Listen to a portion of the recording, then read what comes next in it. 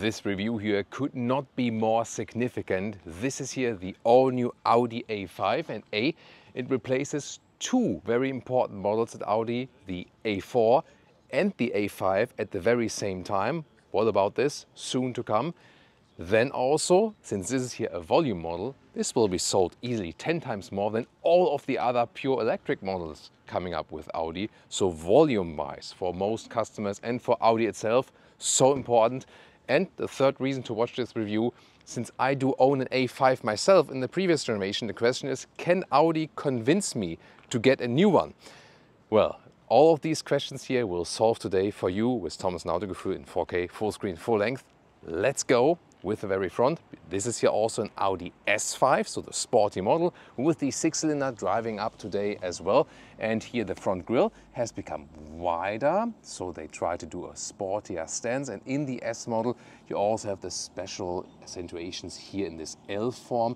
This also blacked out because this one is carrying a black package. You can always see it also here at the side mirror caps, for example. They would be in the typical aluminum style otherwise than that. The LED here has a 3-step logic. LED, more extended LED, and this is here the matrix LED. You also see it has like this pulsing function here, a little bit shimmering effect on the front already to give a little bit more of this light design brand, what they want to be or call themselves. And also when you use the turning indicators, you have a very spectacular effect already here in the front. Ascari blue is the vehicle color here for today. With the S5, it's available for the S model or also for the S-line. And yeah, I try to dress accordingly to it, of course, once again. Then as for the length, this is here now 4.83 meters or 190 inches. And it has gained in wheelbase about 8 centimeters, so a little bit more than 3 inches. And actually, like, the gain in wheelbase is even a little bit longer than the gain in length itself. That is very significant. And indeed, it replaces both A4 and A5. So what are they doing? What have they thought of? They are actually reorganizing their whole branding stuff, and also with the names of the electric vehicles and also the combustion engines. So all the odd numbers are combustion engines and all the even numbers are the all-electric models then in the future. Doesn't mean that the combustion engines are out. No, not at all. That's just how you call the numbers. And you see here, this is here an A5 Sedan, so to speak.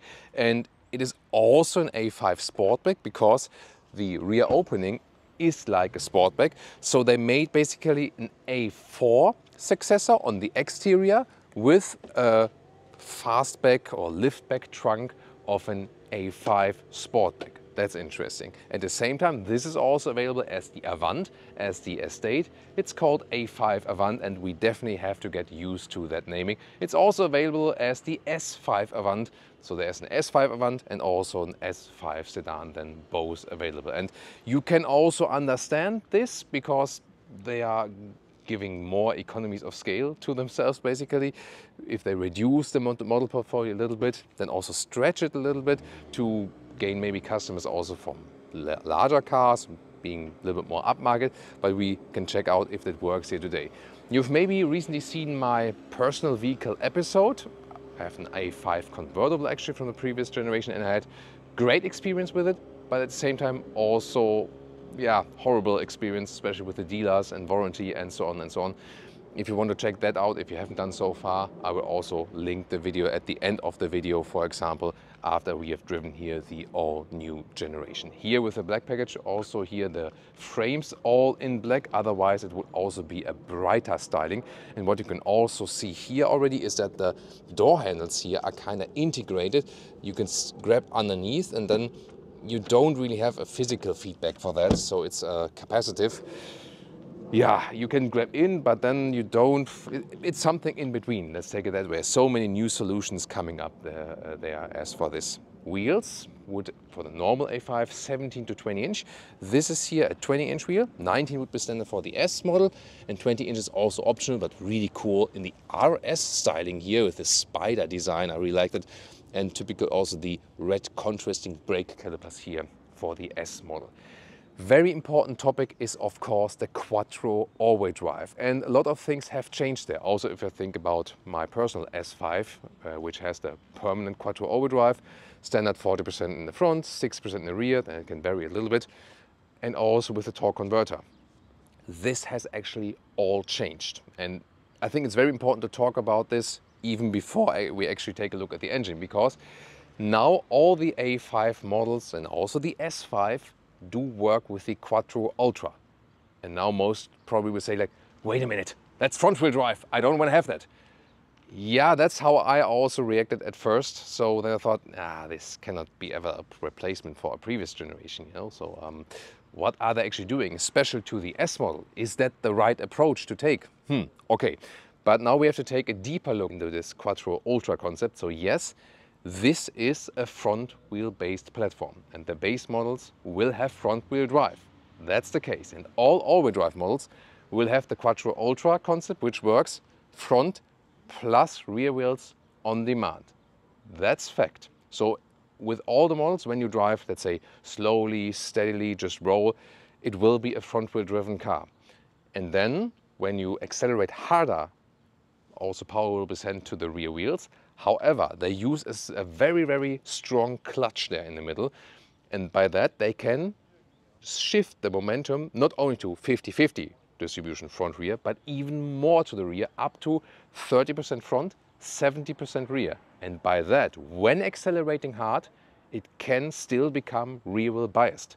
And there are actually two reasons for that. First of all, because the clutch is stronger than with other concepts, you know, of a similar kind. And the second reason is because when you accelerate, more weight is going to the rear axle just by physics, and that also enables that you can send more power to the rear because you get more traction at the rear by physics. Very interesting, definitely. And now there comes something special here for the S model, because the main difference here, Quattro Ultra from the base model to the S model, is actually that this one here always has a connection to the rear axle. So whereas the base model with Quattro Ultra is really just rear wheel also on demand, this one here always engages the rear axle. Even just maybe a little bit, but it's always engaged. So you have a little bit more rear action at any time. So this is the first difference. It's of course a little bit less efficient then. And the second difference is that here at the rear axle, there is also a torque vectoring, it has been reworked.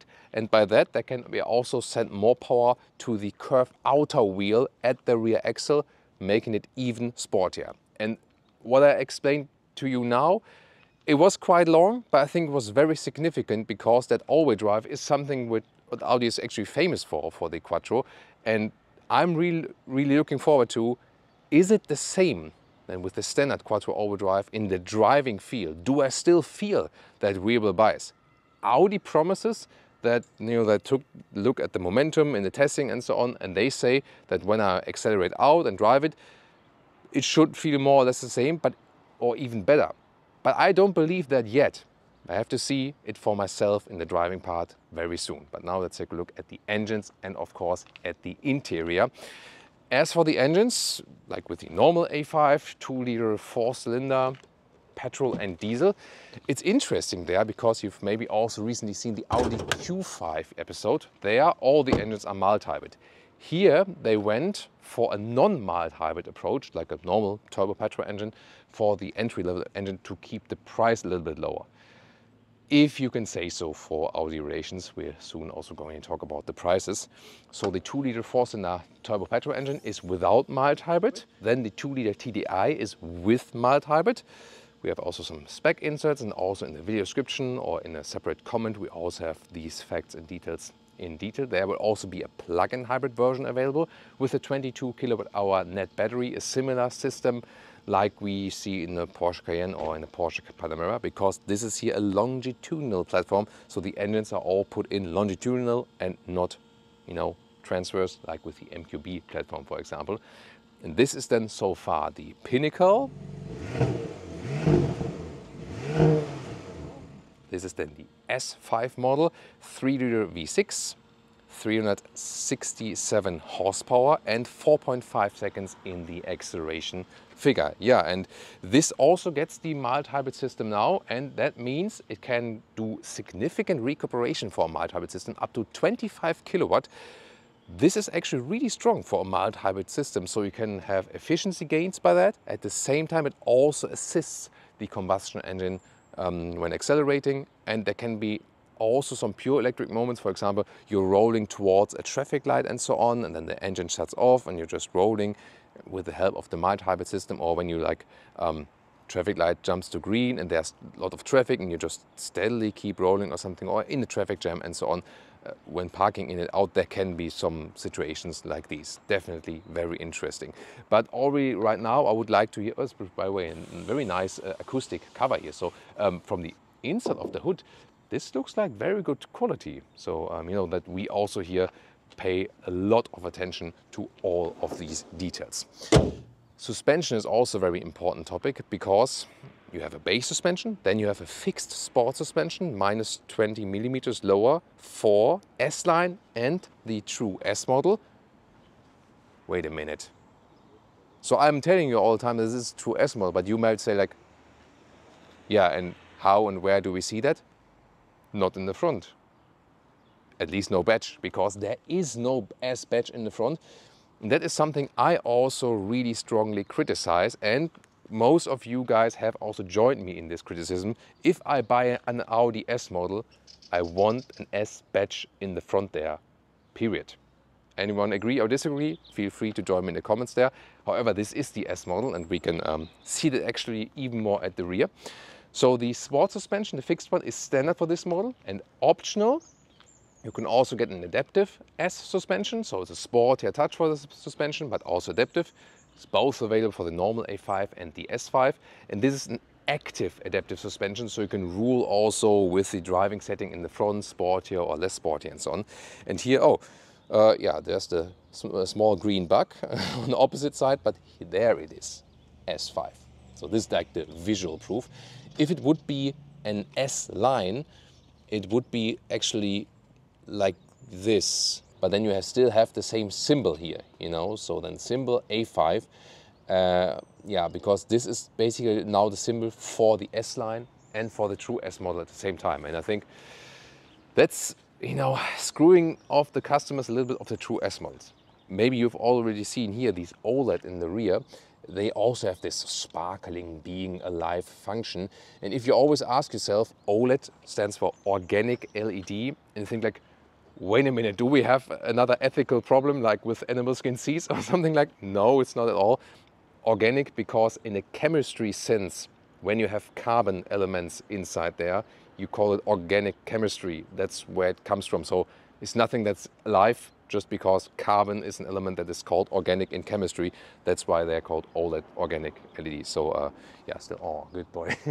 And interesting also, they have more communication functions basically. Once again, cascading turning indicators and so on, but maybe if it already appeared at some point. There it is. This is like the proximity light. So when I'm too close to the vehicle, like imagine if I'm another car, then the car says like, bugger off, you know, you're too close. Yeah, interesting. Or what some of you already suggested recently is like, wait a minute, what happens if people intentionally use it and drive closer to the vehicle because they want to see that function being activated? This can also happen, of course. Yeah, I don't know about that. Also interesting that when you hit the turning indicators, that you then see like this small warning triangle, and it can even use cloud data to activate this symbol then for other vehicles when it is actually known that there's a hazard on the road and so on. Very important. Today I'm wearing our 4K t-shirt, but we also have the fake exhaust t-shirt, so visit our shop to get your fake exhaust t-shirts here today from the Autogefühl Fake Exhaust Police, because this is a huge success for the Autogefühl Fake Exhaust Police, also of course due to your support. You know, we've been talking about this issue with the fake exhaust tips for a decade basically, and Audi has listened to that and say, we're gonna get rid of that. Audi were the brand that were extremely into the fake exhaust business. They even had like fake exhausts which were like a totally fake exhaust. There was like a black plastic plate behind it, and then in the facelift version they actually put the plastic in this way that it appears deeper and has more shadow on the inside, so you could not see the fake exhaust that much. That was just too much. And then the design decision was taken. They saw, the autography fake exhaust police is buggering us too much. Now the decision is no more fake exhaust at all with new models. Either it's a sport model here and has visible exhaust tips, or in some other models then, or engine versions, you don't see anything at all. But this is then the real deal here for the S5 model. And they're really beautiful and indeed real. And also then here with another diffuser and so on. Yeah, you already realize there's so much to talk about this vehicle. It's really interesting. And I found something even more interesting for you actually, because before we start this review today, I asked ChatGPT actually to design or doing like a setup for a perfect mid-size sedan. And the interesting thing is it came up with a very, very realistic list. And I can already tell you so far, most of the points this vehicle here is checking. But there are 2 points that this vehicle does not check. And interestingly, they are exactly these 2 points that I also criticize with the vehicle. And I'm soon going to present that to you, because these are 2 main aspects also in the interior. And now a trick question for you. This vehicle here in gray, is it also an S5 or is it an A5 with S-line? Yeah, it's an A5 with S-line. And could you have told that before? Yeah, I mean, it is a little difference because we have these, like these here, these elements, they don't have the additional inlets.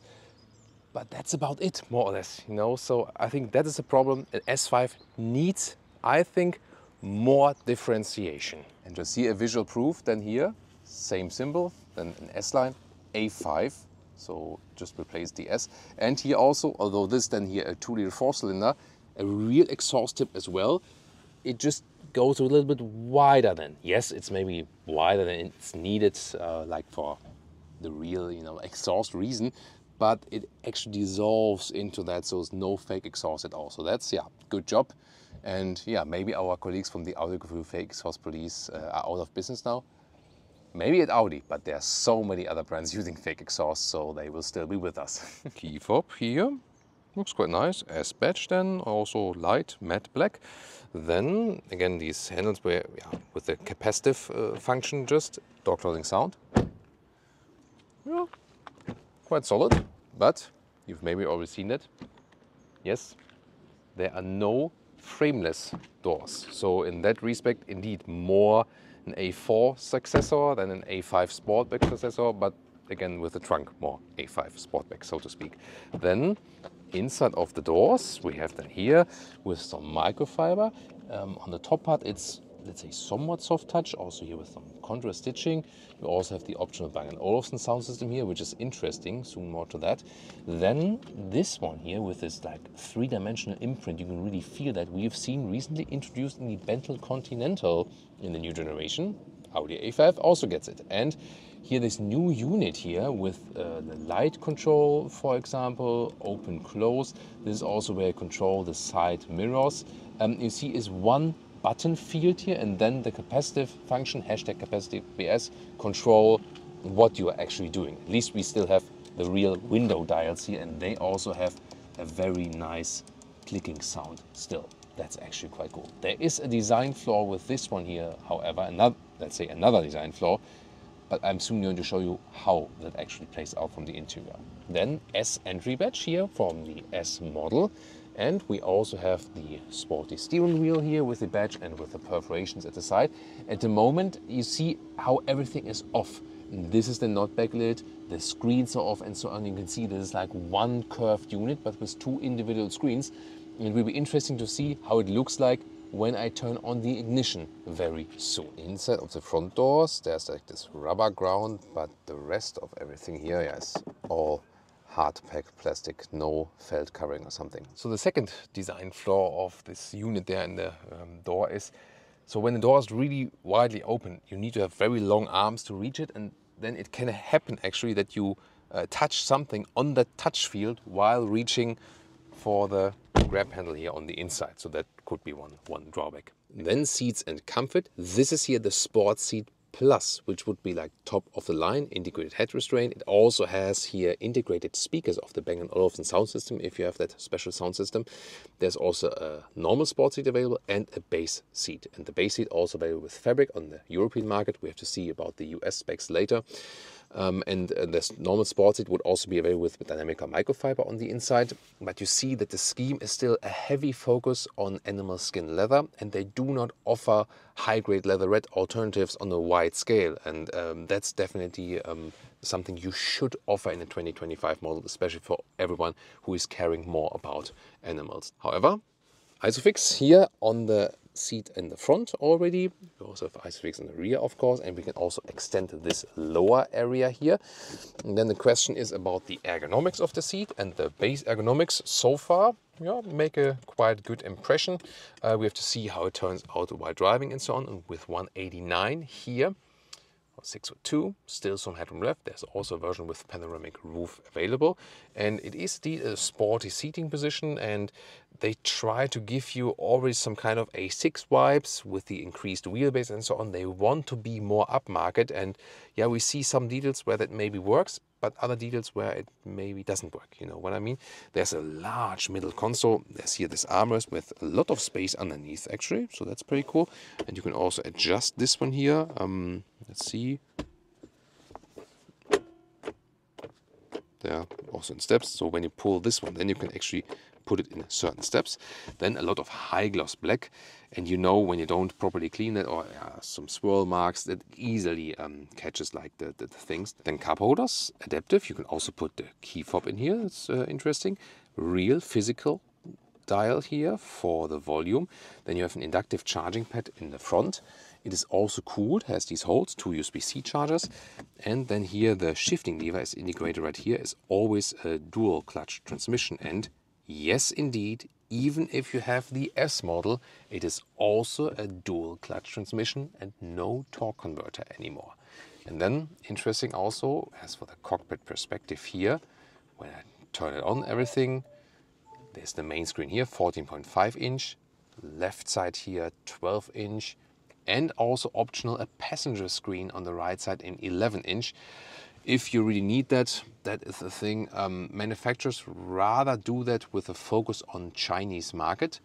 In the European and American market, it is not often thought after, let's take it that way, because usually we'd use our own smartphone for that. But you see, you have basically like a same mirroring what you would do in the normal infotainment system right here. And here, by the way, best way to make use of that passenger screen is, of course, to watch some Autogefühl here on YouTube. You search for a physical dial maybe for the temperature, but it's not there. So I would appreciate that. And that's also a thing I talked about earlier with this ChatGPT list.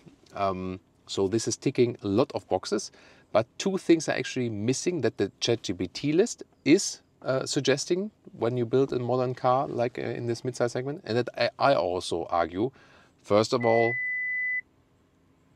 this like because the 12-volt battery is low, because we have been running like the headlamps for a long time.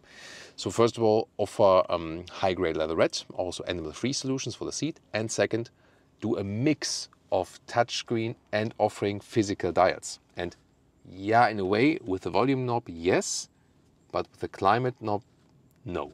That's the thing. But there's of course more to discover here. And now also here on the steering wheel, everything is illuminated. Driver POV, now here these fields here at the steering wheel also illuminated from behind. It's also one button, but you do get a clicking feedback. That's nice. Here you can also change the views of the instruments then, for example, like that. On the right side is also then the volume control. So let's say for a capacitive solution, it is quite good one, although I would prefer individual buttons still. As for that, I have to say. Then you see here this one monitor for digital instruments. Then you have a head-up display that is also quite large. It's even larger than it appears on camera. And then the main infotainment unit. The thing is then here for the climate control, I found it a little bit irritating here. You have this ledge here, so to speak. You can, like in a way, rest your hand on it, but then, I don't know, it's weird. Then I think a popped-up screen is better to control because it's really complicated to reach it with your finger. So not ideal here with the climate control. I feel that's my biggest criticism with the infotainment system. It has now an Android backend, so promised to be faster and more reliable. We see, of course, with long-term experience as well that an Apple CarPlay Android Auto connection is always with you, of course. So it looks to be quite quick at first hand. Here you can also change individual settings of the displays and also from the light settings and so on. Yeah, and even a seat massage is available. And about the Bang & Olufsen sound system, it's really interesting because we have these speakers there back, and the thing is, when you're sitting like this, you hardly hear that. And from the front on, sounds pretty cool actually, and it's also like a little bit distributed between your left and right ear. Only when you turn yourself like with one ear to it, then you can actually hear that it's also coming from there. And I have to say, the sound from these small speakers inside the head restraint is not as good when you like explicitly listen to it than from the rest of the system. So, I mean, the system is fine, definitely, but this additional feature with the speakers in the seat, I think not really necessary and not really that beneficial, honestly. Let's take a look at the rear seats. First of all, here there's also this structured material on top, so that's nicely done. Then more of the Bang & Olufsen sound system. Here the microfiber on the inside, and once again this Bentley inspired three-dimensional field which you can really touch and so on. Here, however, no felt covering at the inside of the doors.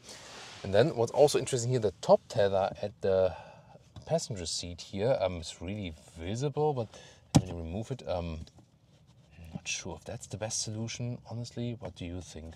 If you are familiar with top tethers, using that for your child seats. Other than that, Isofix at the outside parts each, and these covers are actually way nicer because you can fold them up and they stay in place. You don't need space for them, and you just fold them down like this again.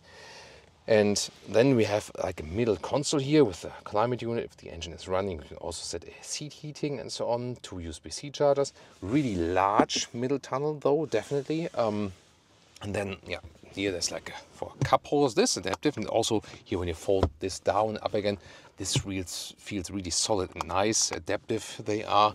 So then the ski hatch here when you, yeah, just do it. When you do it like that, so there we go. And then, as for the headroom and the knee room, first of all, headroom here, this works with 189, 6'2".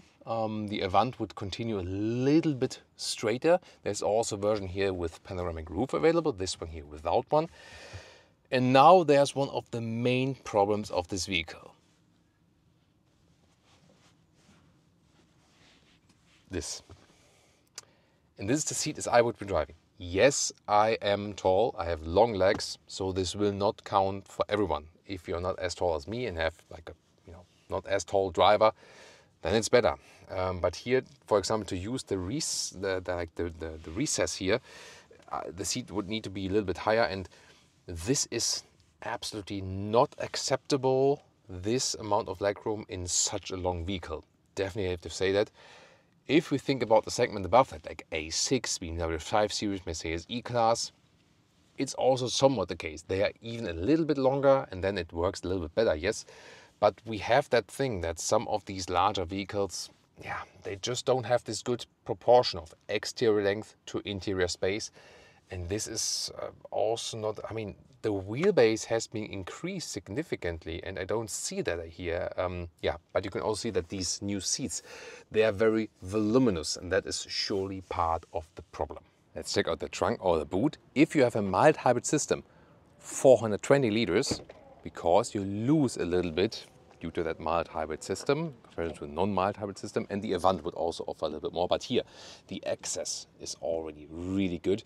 There's of course the discussion, if you have a separate closed trunk, it's better against burglary, for example. We hear often these arguments from our like viewers from South America, for example, who mention that quite a lot. Yeah, and I mean, when we are traveling in the LA area, we've already seen some parking lots at the mall where there were some, like thefts, break-ins via the window and so on. So that might be a safety aspect indeed. However, on the practical side, this is of course way better.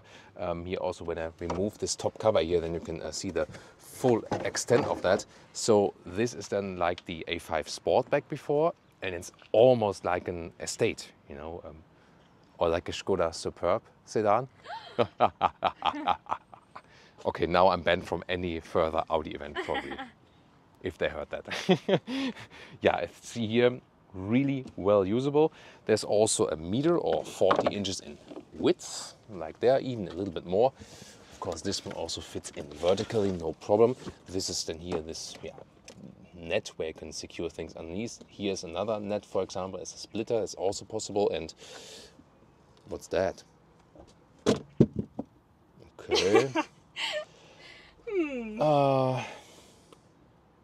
Made in Germany, at least. Yeah, because this one here, the A5, is, by the way, also built in Neckarsulm.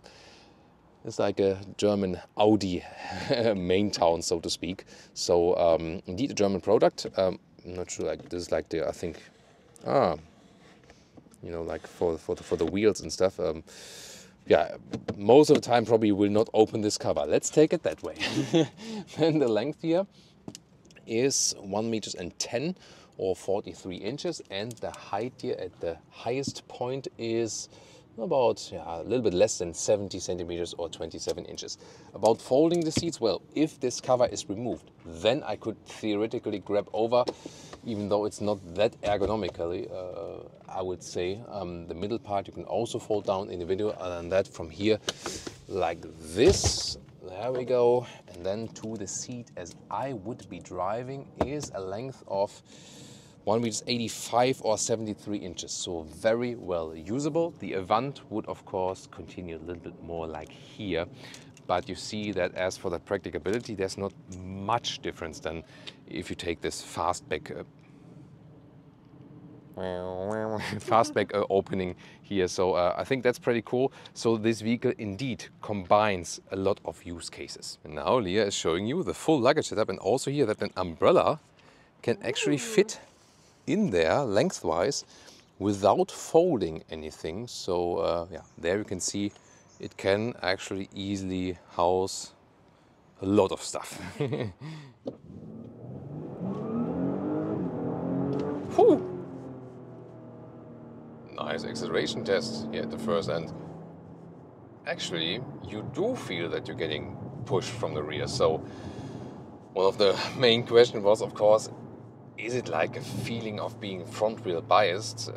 And we'll continue to follow that throughout this review. And yeah, from the very first acceleration, I have to say, no, you don't, as I've explained, especially when you hammer it all the way through. Then even more power is sent to the rear wheels, that you can even have more power on the rear axle than on the front axle. And that definitely felt like that.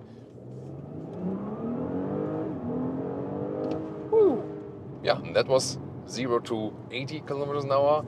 Found a way to accelerate just straight out there from the steering. It's really precise and direct. I like it.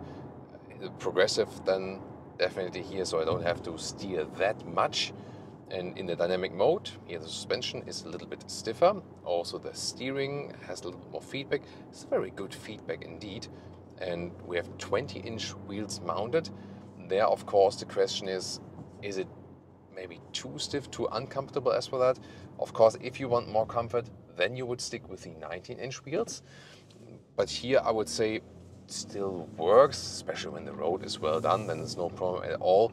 Of course, we also run through some potholes and stuff and talk more about that.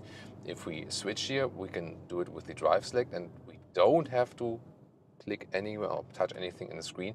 You can also just press this button here and then click through the modes. That's actually good, and it's actually fairly easy to achieve that. You also have a clicking feedback from that field there in the lower part, so that's fine. And now in the comfort mode, suspension is a little bit more forgiving. Remember, we have the adaptive suspension in this very vehicle here. Still, together with the 20-inch wheels, when you have some potholes in the road, you do feel them, but I would say it's really good. Remembering also with the, it's an S5, not the base model here, for example. Yeah, you feel it is a sporty suspension. Doesn't mean that it's bad. It's just that you do have this connection to the road, definitely. So I would not recommend going with a fixed sport suspension and 20-inch wheels. That would be the most uncomfortable setup. So I would definitely go with the adaptive suspension, and unless you maybe go like for a base model, which then has way smaller wheels that also even out, you know, the physical part then from the dampening and so on. Then, oh, that's an interesting motorcycle, painted all the way in purple. You've seen that? I'm not sure if the camera caught that. That looked pretty cool actually.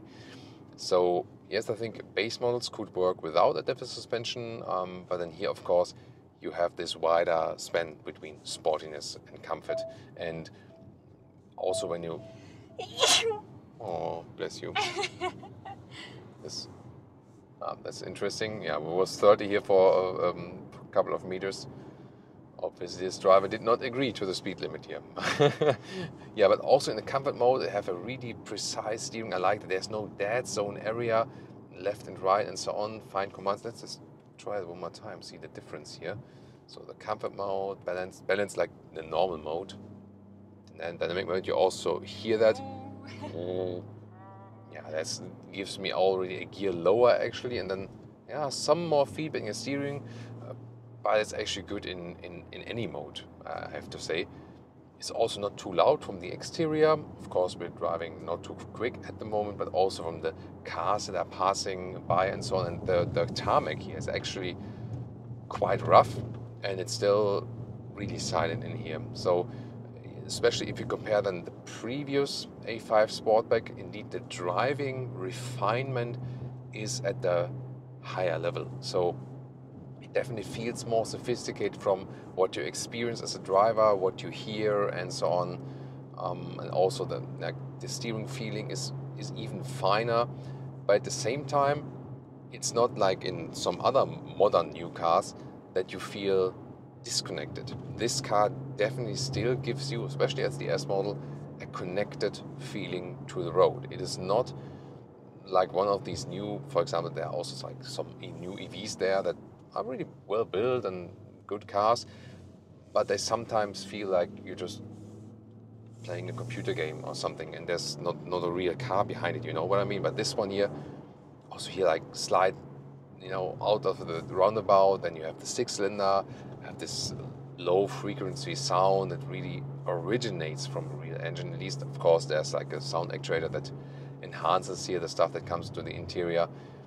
You still feel that it's a car, and that's something I really like with that one. I mean, talk to Leah here about that already. She says could be more comfortable from suspension for her. I think it's comparable to our S5, right? Yes. Like, yeah. However, I would feel that maybe it's a little bit more comfortable, so a little bit more refinement in the suspension. But of course, it also totally depends on the individual road conditions here. What I don't find that good while driving is some of the controls. You can go back here to the comfort mode. Like when I adjust the temperature, I think it's just weird to do that here, and then we have like this distance here. So temperature control, definitely not my favorite. And also here controlling stuff on the steering wheel, that is definitely so much easier in the previous generation. You know, when you scroll through the menus, for example, in the instruments and stuff like this. So user interface wise, I feel it is rather a step back than a step forward.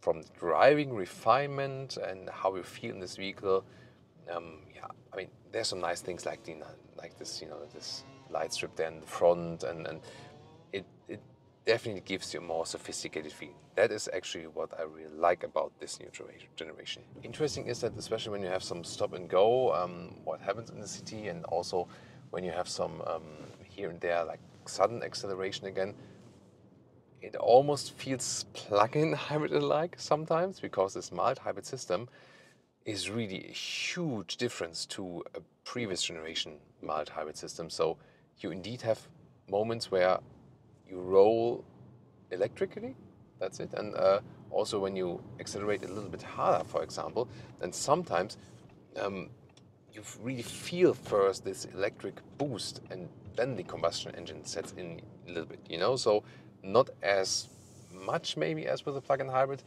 but definitely a completely different, more electrified feeling you have here. And from a technology standpoint, that's something good. That's something going forward. If you think about it from a more puristic standpoint and the feeling for the vehicle, might not be a positive thing. I think it's just, yeah, matter of perspective. I usually always think about, hey, either go like combustion engine or go all electric. Both have, they have their pros and cons for sure, and you can argue about that. But I mean, in general, you have the advantage that you have a better fuel efficiency with that system, and then you also have some power boost. So yeah, and I think overall you will get used to it. The main aspect about this one is, I feel that it has the same reliability, or maybe it's hopefully even better. Can't comment on that yet, of course. Here, when we're going over some speed humps, suspension also evens it out very well. That's cool. Yeah, it is a sporty suspension, definitely, but I think they really got a good balance of comfort and sportiness, especially if you are in the comfort modes. The sport mode, I would probably use then really when you have like some sporty corners and you really want this little bit more feedback from the engine itself. By the way, if you want to deactivate this speed limit chime, which is really important for the European market, you can also set it here to the favorite button at the steering wheel. So just with one press, then this speed limit beep beep beep is being deactivated. That's also a pretty helpful thing for sure. Interesting. So what I really feel when I'm on the throttle is like the power delivery is way more instant than it is with the previous generation 3-liter V6 without the electrification. So this multi-hybrid boost is indeed something that is assisting power, definitely. So yeah, that's really such a different feeling to it. So I would say with the previous generation V6, you more have this, yeah, rather puristic feeling, and when you hit the throttle, there's like a certain, I would say, natural delay, and here it's directly there, that's the thing. So and then again, from the pure performance standpoint, definitely better. From the puristic standpoint, maybe you would even prefer the old one. So yeah, that's definitely, I think, just a matter of opinion, what you really prefer in that. Well, here the road is getting a little bit wet. This will also be interesting as for traction and the all-wheel drive system and so on. So far, I have to say, I don't really feel a very negative thing. Whoa, this is really wet here now, interesting. Negative thing as it would be like, I don't feel like a strong front wheel bias or something like that. This seems to be like, seems to be quite some flooding here. Oh, these guys doing a good job keeping it clean. So there we go. Definitely have to pay attention. The sound is also really nice. So it's not too much, but you still have this subtle V6. Yeah, that would be cool, right? Subtle V6 note, definitely. Yeah, still good traction here. Really nice, and also I'm really a fan of the steering. So the car itself, it feels really complete. So yeah, it has great driving fun, I really have to say. And driving fun and this balance of sportiness and comfort is always something what the A5 and also the A4 both have been famous for. And I have to say, I don't have any problem with that they are basically replacing both versions. That's actually fine. I mean, it's just like a model policy decision. And I think this one really serves both purposes, and especially here as a Sportback, it's really practical. Accelerates also really nicely. It's really cool. So again, here with the S5 model, we are always having the rear axle engaged with the power, plus the torque vectoring. And in the A5 in general, we also have the brake torque vectoring. So when I go into a corner, then also from side to side, the brake power can be distributed to actually help you getting in the corner with the brake torque vectoring. And overall, I really feel it's not a dedicated sports car, but it has so much agility, although it is actually quite long. That's really awesome. So I have a lot of driving fun in this one. I can really say. And let's see here, next tight corner.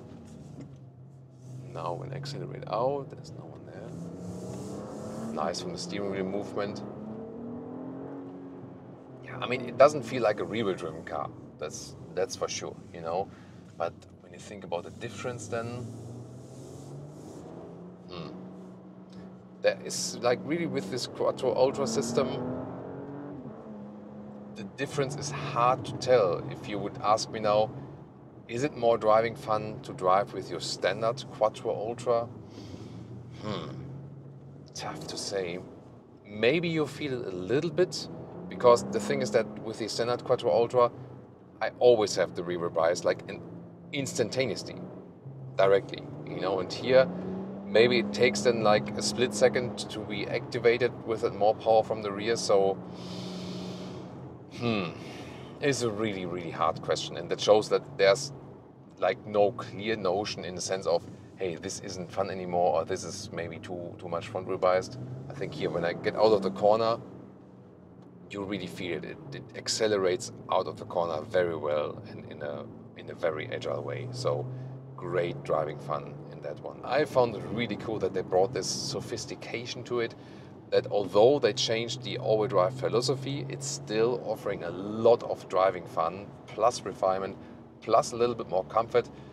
Yeah, and also noise insulation wise, I mean, considering also we were at like 80 kilometers an hour here and wet road and passing cars and so on, it's still reasonably silent in here. So great refinement in the drive. So from all we've seen today, there were a lot of pros and cons, definitely, with this new generation here. But driving wise, it is very convincing. Pricing here, the German prices in Europe are already out and starts around 45,000 euros. About 2,000 euros extra, a little bit less for the Avant than for the Estate. If you go for an S5, you're already at around 80,000 euros. And then if you spec some extras, you can get another 10K on top of that. So maybe something 90,000 euros. And that's of course super expensive in the list price. But of course with Audi it's more important as for the leasing rates and what they will offer in that respect there. And yeah, from the experience I made with my personal A5, I would also rather tend on going for a lease at this moment. Also, when you think about, wait a minute, what about a normal A5? If you spec that one properly, we also have another normal A5 review. That one can be easily spec'd to 80,000 euros without having the V6 under the hood. So yes, it's a very expensive vehicle, but the S model is not that expensive in comparison to the normal A5 model. That's a crucial point as well. So can they convince me now to purchase this new generation? First of all, driving wise, it's fantastic. A great compromise of sportiness and comfort at the same time. And especially here in the S configuration, it works very well. Maybe you could still stick with the 19-inch wheels to get a little bit more comfort. That could be one improvement as for that, but it's so much fun to drive, although the wheelbase has been made longer here. So it feels way more agile even than it looks. It feels smaller than it is. And yes, this technology upgrade with the Quattro Ultra and the multi-hybrid system makes the car less puristic, less traditional, more in a tech direction. You can argue pro and con about this, definitely, but it still feels really agile, great in performance, and so much driving fun. Then this fastback opening here for the sedan version is really cool, very practical. You can drive like a very beautiful shape on the exterior. You do not have to go for the Avant, for the Estate. At the same time, you have a lot of space there. However, crucial thing is, if rear legroom is important to you, there's hardly anyone in this vehicle here. And that is a big fail actually. So probably the biggest one of this vehicle. There just needs to be more legroom. However, if you go for the standard seats, there should be at least a little bit more than if you go here with the Sport Seats Plus. And yeah, in a car in 2025, there needs to be an animal-free version. The BMW 3 Series and 4 Series are animal-free now from standard with high-quality materials that even exceed the quality and the longevity of the animal source. So it is possible. Audi just is not ready yet to be consistent also in that approach, because they have great people at Audi, but they still have too many people who think too conservative and don't really pay attention to what's coming. And that's also the thing. I mean, also at this price, yeah, a Tesla Model 3 is half the price and offers more standard equipment and kind of the same performance. That's a big problem, definitely. You know, intentionally compared now like to an electric vehicle, not because it's an electric vehicle, but rather because it's Tesla Model 3 and about the like the price-performance ratio. You know what I mean? So yes, pricing-wise, the question is, can you still sell at these high prices? Rather, it will be about the leasing rates. You know that I love my S5 personally, and so I was really anxious to test it here today. But I also had bad experience with you know, how you're being treated at the dealer and the warranty and so on, and the longevity of the parts and so on. So I would be skeptical to buy and hold and would rather go for a lease. So overall, it ticks a lot of boxes, and yeah, among all cars, so much fun on this exterior dimension. So again, I can just stress again that the driving is absolutely fantastic. For me, however, it does not tick all the boxes. So no, they could not convince me yet to purchase one right away. Maybe when it gets a little bit more upgrades or like exactly what I am missing with that vehicle, then maybe.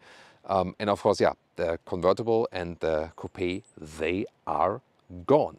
So it will be this and the Avant, these two versions for, think about this, A4 Sedan, A4 Avant, A5 Sportback, A5 Cabriolet, A5 Coupe. So 5 vehicles become 2. And I mean, in a way it makes sense. You will, however, also lose some customers who bought the individual versions before. But definitely here the sedan or Sportback version, if we can still call it Sportback, works very well. You should also tune in to our review of the Estate or the Avant, or of course some of the competitors.